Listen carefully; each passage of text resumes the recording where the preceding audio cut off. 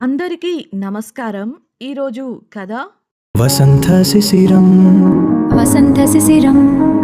శిశిర బాధ్యతను కుసుమకు అప్పగించి భాస్కర్ వెళ్ళిపోగా కనిపించని కిషోర్ను మనసులోనే విసుక్కుంది ఉమ. వీరిని మాస్కులో ఉన్న ఒక యువ సర్వర్ గమనిస్తుంటే ఆమె కళ్ళ నిండా ద్వేషం, పట్టరాని కసి కనిపించాయి. అలా కొంత సమయం చూసి ఆమె అక్కడ్నుంచి వెళ్ళిపోయింది. సరిగ్గా అదే సమయంలో ఆ హాల్ ద్వారం వద్ద హడావిడి మొదలైంది. ఏం జరిగింది అన్నట్లు ఆ వైపు చూస్తున్న శిశిరకు గుంపుగా ఉన్న జనాల మధ్య నిలబడి కనిపించాడు వసంత్. వారంతా అతడికి కొత్త ప్రాజెక్టు ఆరంభమైనందుకు అభినందనలు తెలియచేస్తుంటే వారితో మాట్లాడుతూ ముందుకు నడుస్తున్నాడు వసంత్. అతడు హాలును చేరుకునే వరకు కూడా శిశిర చూపులు అతనిపైనే నిలిచాయి. అతడికి ఆ విషయం అర్థమైంది. ఆమె తన వైపు చూస్తున్నట్లు అతని మనసు చెప్పింది. గుండె కొట్టుకునే వేగం పెరగగా ముఖంలో కంగారును దాచేస్తూ ధైర్యం తెచ్చుకుని ఆమె వైపు చూశాడు. శిశిర తన వైపే చూస్తోంది, కాని తనను కాదు. ఆమె చూపులు అతడి ఛాతీపై నిలువగా అక్కడున్న క్రిస్టల్ బ్రూచును అపురూపంగా తాకుతూ శిశిర వంక చూశాడు వసంత్. ఆ బ్రూచును చూసిన శిశిరకు దాన్ని ఆమె అతడి పుట్టినరోజున కానుకగా ఇవ్వాలనుకున్న జ్ఞాపకం వచ్చింది. అంతలోనే ఆ రోజు అతడు చేసింది గుర్తొచ్చి గుండెల్లోంచి బాధ ఉప్పొంగి కళ్ళ నుండి కన్నీటి రూపంలో బయటకు రావడానికి ప్రయత్నించింది. కన్నీటి వల్ల చూపు మసకబారడంతో కళ్ళు మూసేసి వెనక్కు తిరిగింది శిశిర. కెమెరా ఫ్లాష్లు నేరుగా కళ్లపై పడుతున్నప్పటికీ వసంత్ కనురెప్ప వేయకుండా ఆమెనే చూస్తూ నిలబడ్డాడు. అతడు ఆమె వైపు అడుగు వేయబోతుండగా స్టేజ్ మీద ఉన్న హోస్ట్ మాట్లాడుతూ వసంత్ను స్టేజ్ మీదకు రావాల్సిందిగా కోరింది. దాంతో తాము పబ్లిక్లో ఉన్నామని గ్రహించి వెనుకడుగు వేసిన వసంత్ నేరుగా స్టేజ్ మీదకు వెళ్లాడు. అతడు తాను ఇవ్వాల్సిన ప్రసంగం ఇచ్చేంతలో తన భావోద్వేగాలను నియంత్రించుకొని సాధారణ స్థితికి చేరుకుంది శిశిర.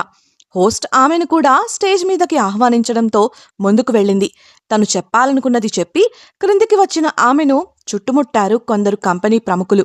వారి అభినందనలు అందుకుంటూనే ముందుకు నడుస్తున్న ఆమె దగ్గరకు వచ్చిన కిషోర్ వారిని తప్పించి ఆమె వెళ్లటానికి దారి ఇవ్వడంతో వేగంగా ఉమ దగ్గరకు వెళ్ళింది శిశిర. సరిగ్గా అదే సమయంలో ఒక వ్యక్తి పూల బొకేతో వారి దగ్గరకొచ్చాడు. అతన్ని వర్మ ఇంటి చీఫ్ సెక్యూరిటీగా గుర్తించిన శిశిర విస్మయంగా చూస్తుంటే పూల బొకే అందించిన అతడు తన ఫోన్ చేతికిచ్చి, వర్మగారు ఆయన ఆరోగ్య పరిస్థితుల వల్ల రాలేకపోయారు, మీతో మాట్లాడాలన్నారు, లైన్లో ఉన్నారు అని చెప్పాడు. దాంతో అతన్ని పంపింది రాజేంద్రవర్మగా గుర్తించిన శిశిర మొహమాటానికి ఫోన్ అందుకుంది. మైక్ శబ్దాలతో సరిగ్గా వినపడక అక్కడ్నుంచి దూరంగా వెళ్లి ఒంటరిగా నిలబడి, హలో వర్మగారు అంది సంశయంగా.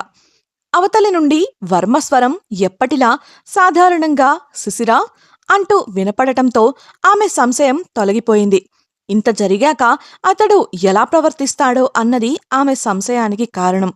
అందుకు భిన్నంగా అతడు సాధారణంగా మాట్లాడటంతో కంగారు పక్కన పెట్టి ధైర్యంగా మాట్లాడింది శిశిర. ఆ కాల్ పూర్తవగానే చీఫ్కి ఫోన్ తిరిగిచ్చేసిన శిశిర అతనికి ధన్యవాదాలు తెలిపింది. పార్టీ జోరందుకుంది. సంగీతం ఊపందుకోవడంతో అక్కడి వారు జతలు కట్టి నృత్యం చేయడం ప్రారంభించారు. ఉమతో కలిసి కిషోర్ దగ్గరకు వెళ్ళింది శిశిర. ఇక మేం వెళతామన్నయ్యా, ఆలస్యమవుతోంది అంటూ గట్టిగా అరిచి చెప్పింది. సంగీతపు ధ్వనులలో ఆ మాత్రం అరవకపోతే అతనికి వినపడేలా లేదు.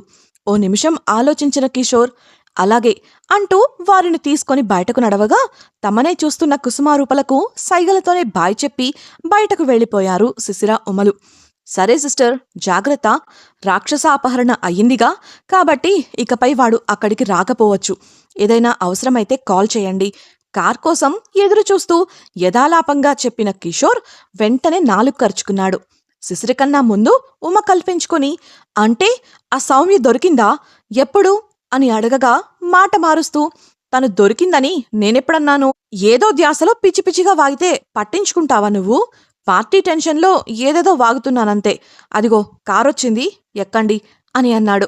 కార్ ఏర్పాటు చేసి పూర్తి రక్షణతో శిశిర, ఉమలను అక్కడ్నుంచి పంపించాడు కిషోర్. అదే విషయాన్ని వసంత్కు ఫోన్ సందేశం ద్వారా తెలియచేశాడు. అలా పార్టీ సరదాగా సాగగా వసంత్కు అక్కడ ఉండాలని ఏమాత్రం అనిపించలేదు. చాలాసేపు ఓపిక పట్టాడు. కాని చివరికి ఇంటికి అదే ఫామ్ హౌస్ దగ్గరకు వెళ్లాలని నిర్ణయించుకుని కిషోర్ వంక చూశాడు. కిషోర్ ఎవరితోనో మాట్లాడుతుండటం గమనించి నేను వెళుతున్నా అన్న సందేశాన్ని కిషోర్కు పంపించాడు. ఫోన్ మ్రోగడంతో స్క్రీన్ చూసుకున్న కిషోర్ వసంత్ కోసం చుట్టూ చూశాడు.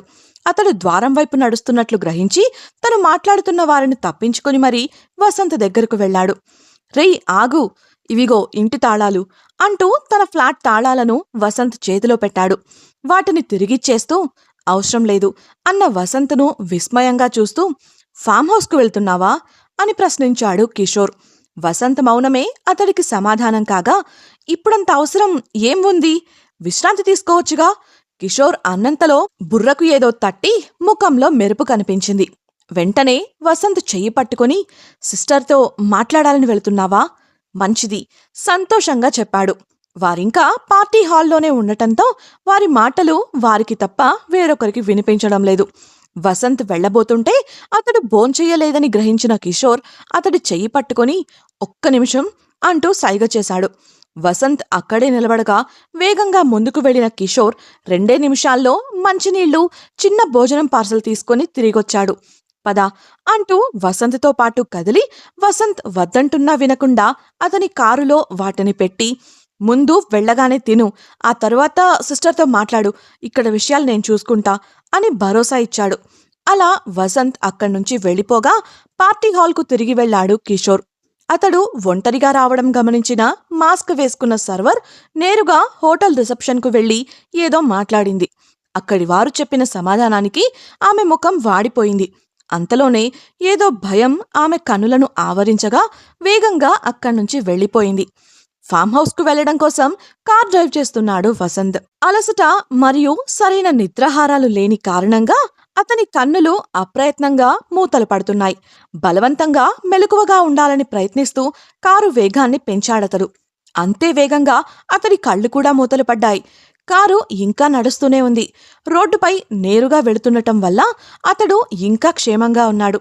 మూసి ఉన్న అతడి కళ్ల ముందర కారులో తన పక్కనే కూర్చొని నిద్రపోతున్న శిశిర రూపం కనిపించింది. ముద్దుగా ఉన్న ఆమెను చూసి అతని మనసుకు ప్రశాంతంగా అనిపించింది. అకస్మాత్తుగా మెలకువ వచ్చి కళ్ళు తెరిచిన శిశిర ముందున్న దారిని చూస్తూ వాసుగారు అని భయంతో పెద్దగా అరవడంతో యథార్థంలో డ్రైవ్ చేస్తూ నిద్రపోతున్న వసంత్ ఉలిక్కిపడి కళ్ళు తెరిచాడు. కళ్ల ముందున్న దృశ్యానికి గబుక్కున స్టీరింగ్ను ఎడమ ప్రక్కకు తిప్పాడు. కారణం, ఎదురుగా వస్తున్న లారీ దాదాపు అతడి కారును ఢీకొట్టబోయింది. అలా జరిగుంటే కారు పిప్పి విప్పయ్యేది. అందులో ఉన్న వసంత్ పరిస్థితి ఇక చెప్పనక్కర్లేదు. త్రుటిలో తప్పిన ప్రమాదానికి కారును రోడ్డు ప్రక్కన ఆపి ముఖం తుడుచుకున్నాడు వసంత్. నిద్రమత్తు వదిలించుకోవడానికి ఏం చెయ్యాలా అని ఆలోచిస్తున్న అతనికి కార్ సీట్లో బయలుదేరే ముందు కిషోర్ అందించిన నీళ్ల బాటిళ్లు కనిపించాయి.